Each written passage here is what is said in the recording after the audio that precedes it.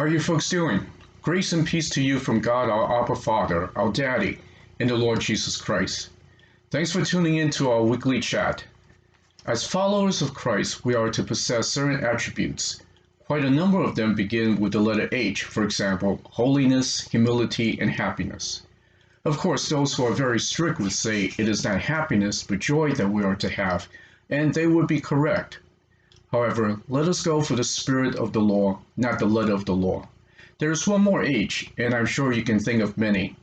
If I were with you younger folks, we would play hangman. The word has 2 syllables and 5 letters, 2 of which are vowels. I'll give you a hint.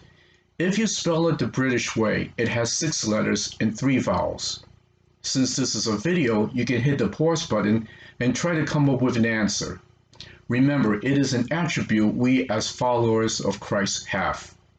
Alright, now for the answer.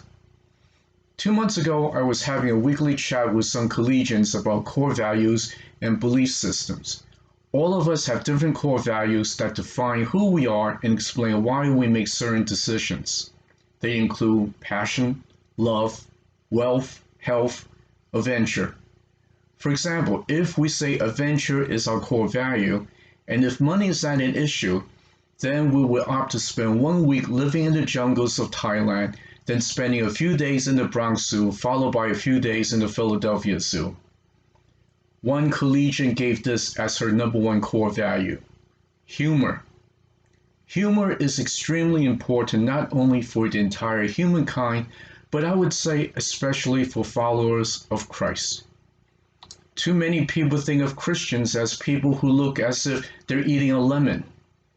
Let me quickly say that I don't mean we should be like the Joker with an insipid grin perpetually stuck on our faces. I would like to share a story with you today. The scripture reading is Philippians chapter 4, verses 6 to 7. Don't fret or worry. Instead of worrying, pray. Let petitions and praises shape your worries into prayers, letting God know your concerns. Before you know it, a sense of God's wholeness, everything coming together for good, will come and settle you down. It's wonderful what happens when Christ displaces worry at the center of your life. Now, isn't that beautiful? Let me tell you a story about one of my mentors, Saint Teresa of Avila. In fact, if you had listened to my sermon last Sunday, you would have heard this story, but in a different context. I suppose I am killing 2 birds with 1 stone. One reason why she is so lovable is her ability to relate to other people and being down to earth. Near the end of her life in 1582 in Spain, she and other nuns were on their way to establish more convents and had encountered one obstacle after another. In one case, she was almost swept away by a raging river when she emerged miraculously on the other side. As she got up and tried as best as she could to remove the mud from her clothing, she looked up and asked, "Lord, when are you going to stop putting obstacles in our way?"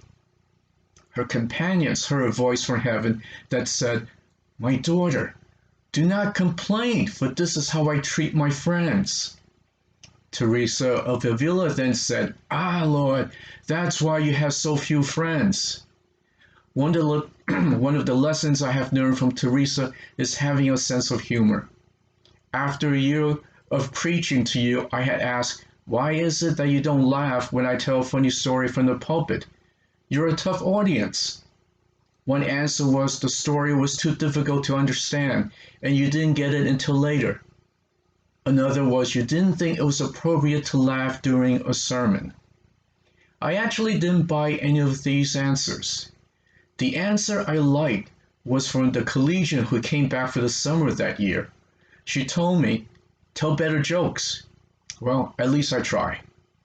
So what is it that I would like you to do this week?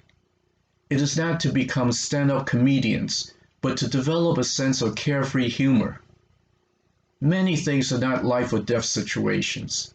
My son and I were at Costco's last week, and there were 2 lines checking receipts before we could leave the building. We were on one incredibly slow line. So being the impatient person that I am, we switched to the other line. And as soon as we did that, The original line cleared up. Both my son and I laughed at the same time. Fortunately, there was no other shopper in that line, so we quickly went back to it. What I would like you to do is to ponder the lilies. Think about a time when you felt that there were many obstacles in your way. Hindsight is 20/20 vision. As you reflect, can you see God's invisible hand in that particular case? Well, you think about that. Be safe, be spirit-filled. Until next time, Shalom.